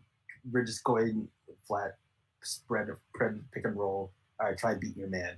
And Fox, like he's fast enough. He's that special of an athlete that he can actually get advantages consistently just with that basic of a scheme. Halliburton has done more in that scheme than probably many have expected, but he's still not like his ideal in just beating people in ISO, of course. And so I think they're probably going to look at Suggs and say, "Hey, you're a top, especially if he's probably going to be a top 3 pick. Can you do this?" And it'd probably be a mixed bag oftentimes. That's my only issue. It's like if it's basically like if they because they keep it well. If not, it seems like a whole lot of fun and a whole lot of sprinting up and down the back and everything. And Rashawn as well if they keep him. So I'm going to jump around a little bit. Professor Bamboo asks, what do you see as the dream scenario for Suggs to develop coming into the league? A transition-heavy team ready to run around for 40 minutes and build off that, or a team that makes him go through the half-court offense and figure out the counters? So I kind of have another perfect fit, but it's also like it speaks to the general idea of what I'd like. It's not particularly reasonable because this team I don't think is going to trade up, and that would be, I guess, if you're in this chat, it's our Memphis Grizzlies, which is like a team that has like a bunch of movement. It has spacing from the 5 specifically, and it has a 1 who can like also attack downhill. So like giving like it's not just enough to have a team that runs. It's have a team that can use him both as the first man on the fast break, the guy starting it and kicking ahead, and the second guy on the fast break. Because if he's just the passer, like that team, it gets difficult to see a circumstance where a team is fine letting him be the point guard for the first 7 seconds and then letting somebody else control the team, like who is a primary. Like that only works in some, like that works with a small select group of primaries, which are usually playoff teams, where he's not going to be drafted just because like his year was too awesome. And I think that there's a world where if like Suggs absolutely shot terrible and went to a different school and they didn't win, like he could have really fallen just like based on how specific his fits are. I think the winner stuff, like which goes obviously back years, like does override that a little bit. But I think that the best way of handling him is just sticking with core competency, like with connectors, just being like, this is the thing you're good at. We're gonna ride that out. Do you feel like you agree with the development idea? Yeah, I think like you want like I don't think that like testing him out saying, oh, like doing the Cade in Oklahoma State, I don't think is as necessary or as likely to be fruitful for Suggs. I don't think you will develop as much or learn as much from him doing it that way. Like I just think that um, with his particular skill set, like one, I think like any skills that he does get, like improving his handle and stuff like that, is probably stuff he will gradually learn in the NBA with no matter the role anyway. Like of course, within reason. So I think like if you have him on a team that's like let's say he's on the Nets, for instance, like somehow the Nets got the 3rd overall pick and drafted him. He obviously he wouldn't be like expected to be a big time scorer on that team. I still think like he will still have the development environment necessary. He'll have the development path necessary to learn how to be a decent scorer in the future, at least. So I think the fact that you just want to make him the best player or possible right away. And just as I said before, in the playoffs, it'll probably be a case where you learn a lot of how teams will specifically start scheming for him in the future if he gets to the playoffs, as soon as he does. And I think that from there, he's for all indications, it seems like he'll probably be able to adjust a little bit at least, and teams will probably adjust a little bit as well as his own team. It'll probably be just to be like it'll always be an issue, but you will always find a way to not have him cripple your team at all. So yeah. So I think just maximize it. Yeah. So the next question is, are there any team that you don't think he would work on right now? Say, it's third pick and Cade and Mobley are off the board. Not with a definite order. I would say Orlando and Cleveland right off the bat are teams that like I would not take them. And I would also say Oklahoma City is a fit I'm not particularly interested in. I would say that because I like Suggs enough, I would still like if he was like 3rd overall, I would still pick him. It's just like I wouldn't be as excited about the fit at like Orlando or Cleveland just because of the environment there. But like I think like he's talented enough that I'll be patient enough to wait to see if the fit clears up later on, and probably you'll do some trading or something to make it better later on. It's just that it will probably not be the best rookie season you could get from. Same like with the Thunder. I like it's probably a case where I think they actually run sets that could work well. Like they do like to do a lot of dribble handoff to get players like Poku and Meladon or something downhill, especially when they had Horford and were playing him. They like to do that a lot more. But it's also a case where they're trying to basically test every single player at once to see how much of a creation load they could have. And he's probably going to end up just like as natural instinct, catering more to those players rather than testing his own. And it probably will not end up as like the maximized version of him as the start of his career either. Okay. Next we have how safe do you think Suggs is, if at all? I feel like this is a pretty short answer for me. You want to handle this one first? So I think, well, of course, with the caveat that we're often very wrong on people we call safe and non-safe. Yep.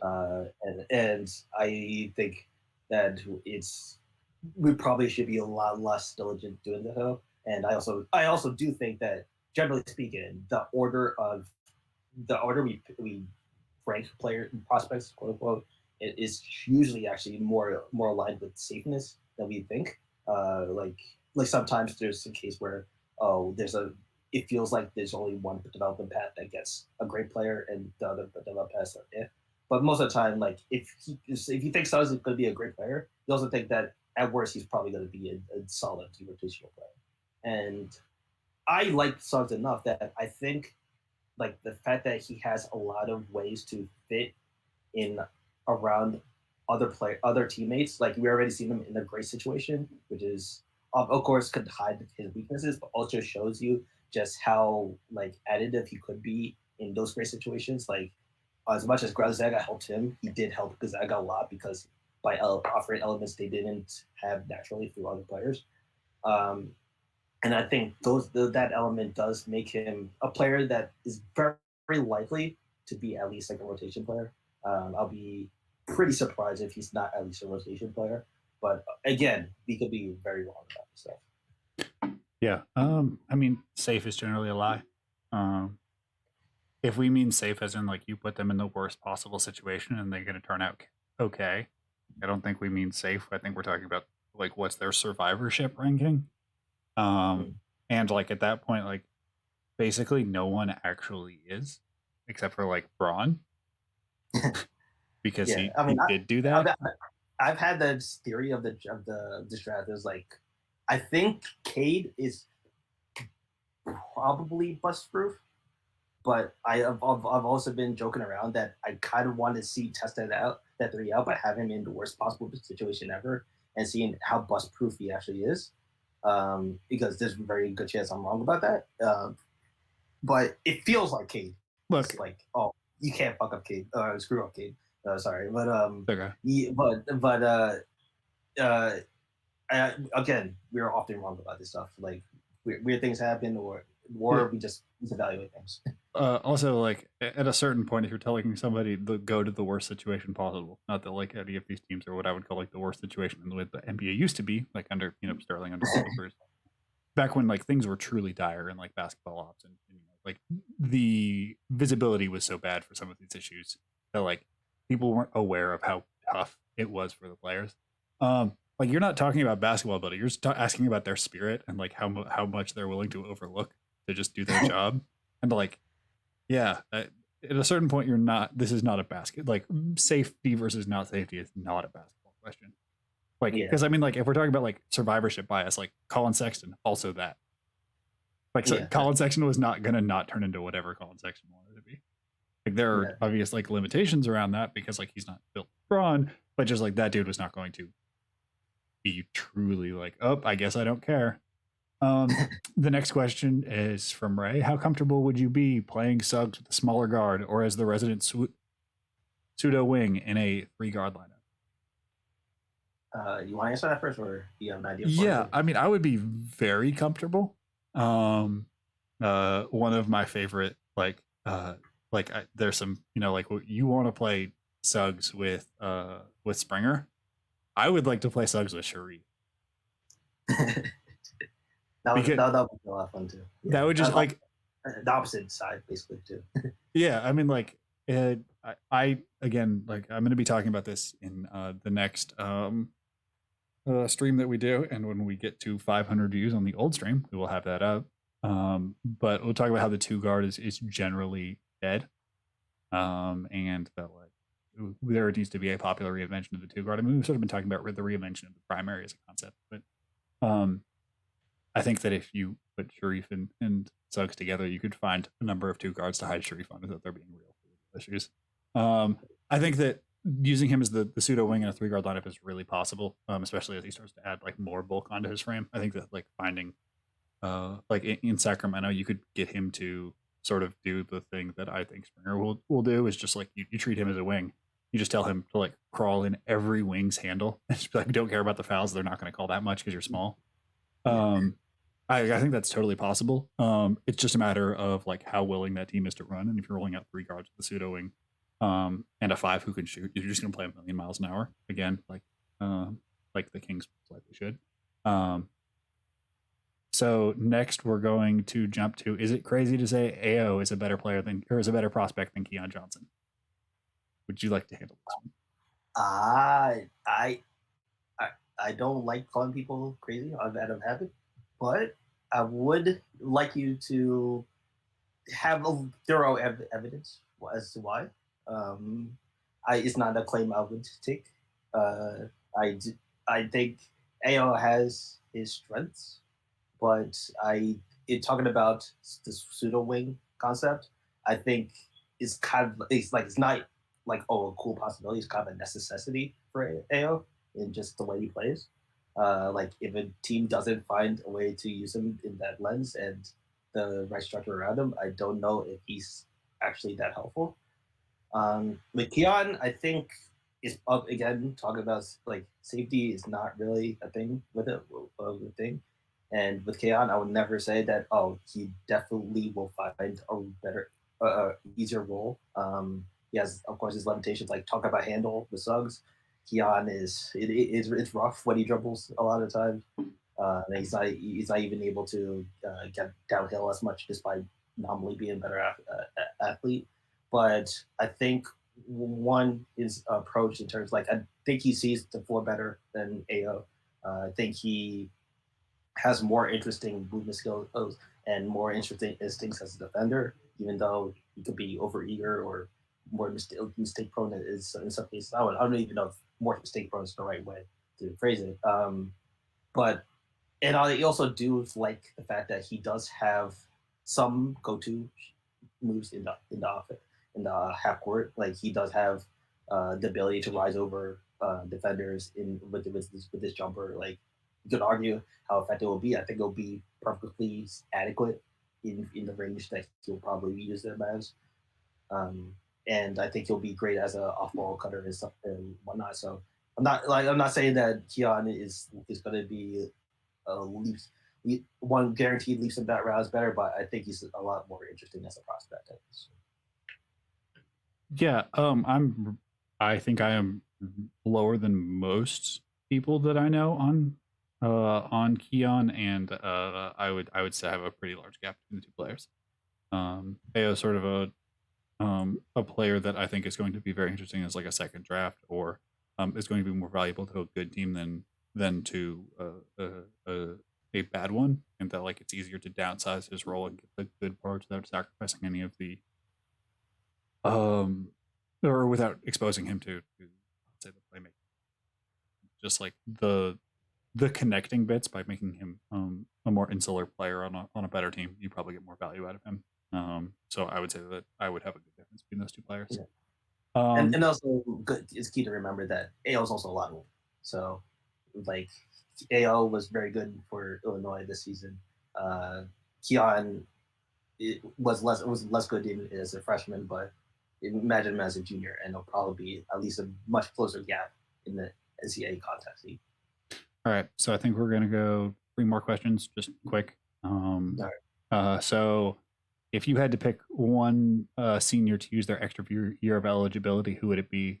For instance, Gavoni said McKinley Wright, who's yet to do the new senior year draft entry thing.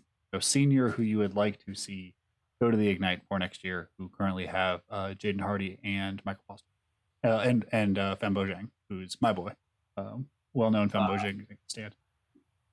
All right. All right. Senior who would fit with the Ignite, I think, would be Zachariah. Wait, is Zachariah a senior? Yeah. All right. So if he, I always confused if he's a junior or a senior. He feels a lot older to me always. But yeah, I think Zagorowski, if he wanted to play for the Ignite, would be great for them. Like I've always loved the style of play he has, where he's again very transition happy and very aggressive in transition. And he's always looking for quick advantages, and he's just very smart in the ways he attacks. Like he's aggressive without being reckless.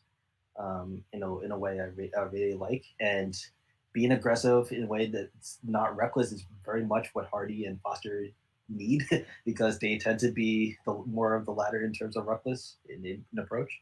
So I would like somebody who doesn't completely counter what they do, but is able to enhance them. Yeah, this is a tough one because this is not like I was looking through the guard list, trying to find like a true point guard, and I couldn't find a better name for seniors. I have a number of younger players who I think would be a good fit. That I think are interesting point guards, but for seniors, I think that's probably the best answer. Next, we're gonna say, how fixable are Suggs' biomechanics issues? Well, I think in terms of the approach around the rim, he will like I've seen him do like 1 foot gathers or something. It's not like he's not as like serious of a 2 foot gatherer as like someone like Ramsey was last year or something like that. Where like I don't think I've ever seen him do a 1 foot leap before in his life. Or Springer. Yeah, or Springer even. That's a good example. It's not that to that extreme. It's just like it is a strong preference.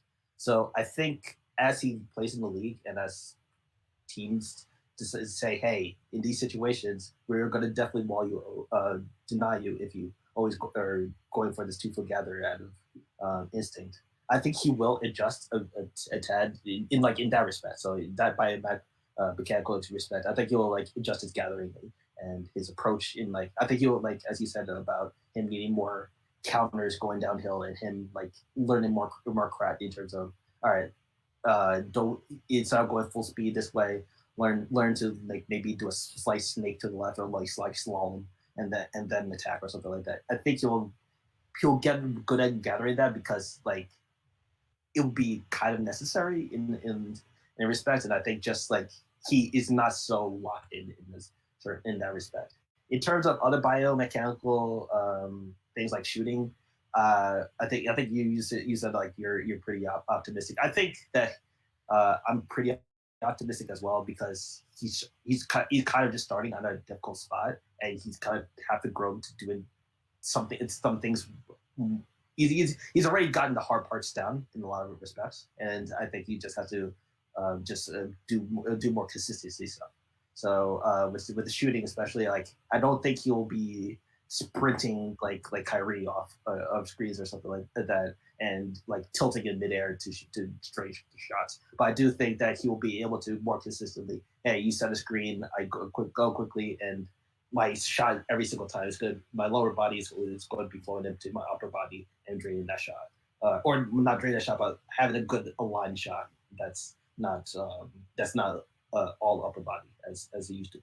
So he's already improved on that. I think he will continue to improve that. I think it'll all be tendencies that will still exist, but it won't be so dramatic that it's always going to be all right. This is always going to be the thing he's going to be doing, and it's always going to be something that is easy to scout. My answer would be that like I think that he goes from I would say like a mediocre, a less than mediocre mover to a solid mover, um, which is a huge progression, especially for the issues that he has. And like what I think have been lampshading is that his finishing issues that he's going to have in the first 2 years, as he learns how to move better and move more uniquely to establish interesting timing and ways that help side can't just like know where he's going. So I think that like because anything is going to be a meaning. And I think that like the issues with the handle are probably a little less encouraged about just because like they're so hard. Like the finishing stuff I feel good about. The handle stuff is just to me that's the hardest thing to develop. Yeah, we discussed this. Like with me, the handle is more like it's probably not going to be like I think it'll prove like you'll learn like maybe like one more go to move probably, but it'll probably like in general you will always approach him in a similar way in with his handle. I just think that he has learned enough to play around that handle that I don't think it will hinder him as much as it could for many others with similar level handle.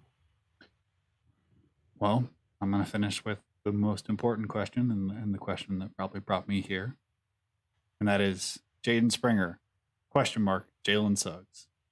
Is that a greater than sign? Is that a less than sign? Is that an equal to sign? The hot seat is yours. All right, so I'm guessing I won't surprise you, but I do think it's a lesser than sign.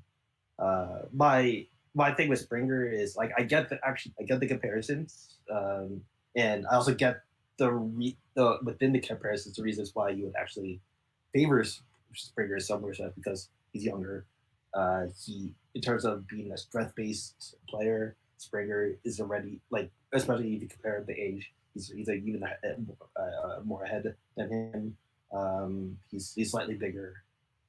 I just think that in ultimately, Suggs is just the speed advantage is just a big advantage in terms of their likely styles of play and in terms of how they they will ideally bring value.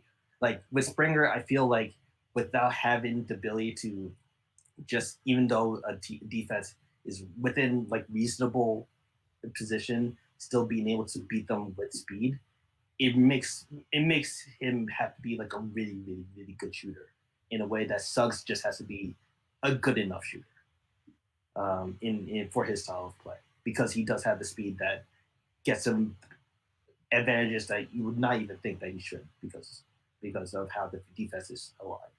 So I think that reason, and also the fact that I think like a lot of the other strengths of Springer, I'm probably slightly less high on it than others. Like I think he's a very good point of attack defender. I do not think he's like generate or close to generation or like the 100% best in the class or something like that. I think it's like he's among others in the conversation. Just because I think again it's more related to quickness and stuff like that that I think he can struggle with. So with that said, like I think he's like an overall smart player, but I don't think he's a genius. I do think he has some blind spots and stuff like that. So with all of that I said, I'll go with Suggs. Yeah, I'm Springer greater than. It's I'm not denying the things that you're saying, like that Suggs is like I think that when I've historically said Springer than, or when other people have said Springer than, repeating my opinion and then I get no blowback for reasons I've never understood but I've always appreciated, which basically is has happened up until roughly this point.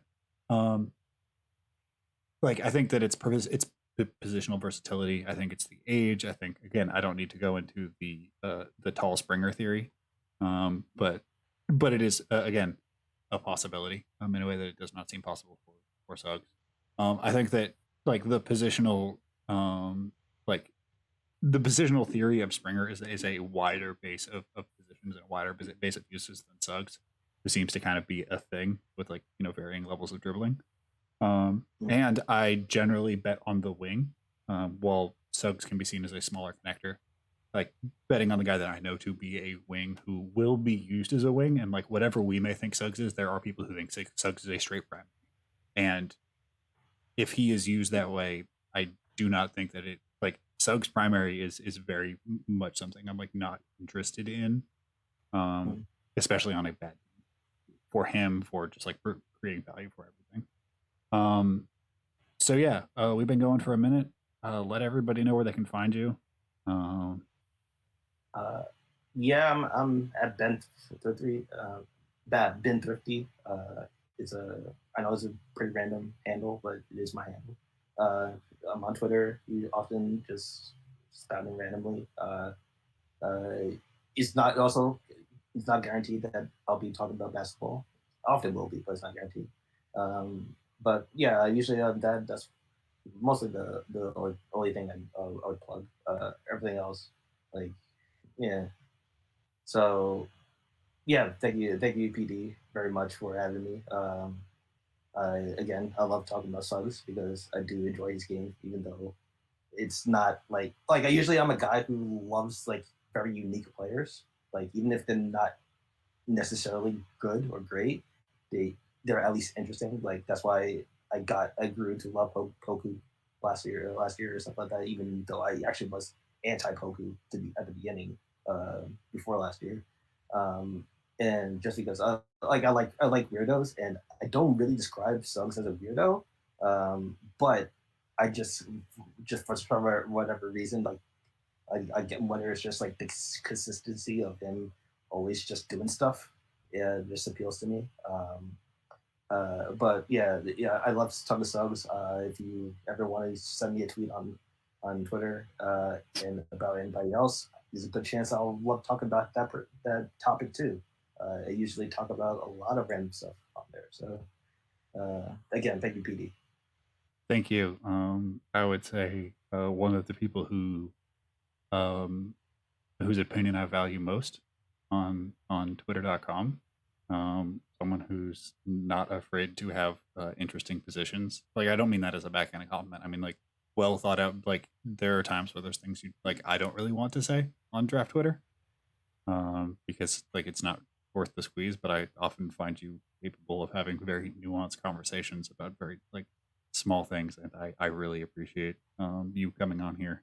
And I feel like if anyone has put up with my weirdness, they could definitely deal with you. I mean, uh, it's not like I'm Mister On Topic here. Um, somewhere there's a person who like might have me on notifications. It's like, why does he keep talking about Mass Effect 2 and how it doesn't have the Mako and how that's a war crime? It should have the Mako, guys. The Mako was good originally, and like I was honestly one of the most fun things I've had, and I was very upset learning the second one didn't have it. Thank you guys for sticking around for this one. If you are looking for more, I think that the Rocco stream is really good. I'm really excited for the two streams I have planned for next week, and I'm going to try to get either another heuristic stream done this week or something similar. Yeah. Read this, read the spread. Also, Stuff. read the articles. Yes, definitely read the articles. They're good. Yeah. Trust me. Yeah, I appreciate everybody. If you could like and subscribe to the YouTube channel, it'd be much appreciated. I just want to thank everybody for sticking with this very long one. I want to thank everybody who is watching the VOD.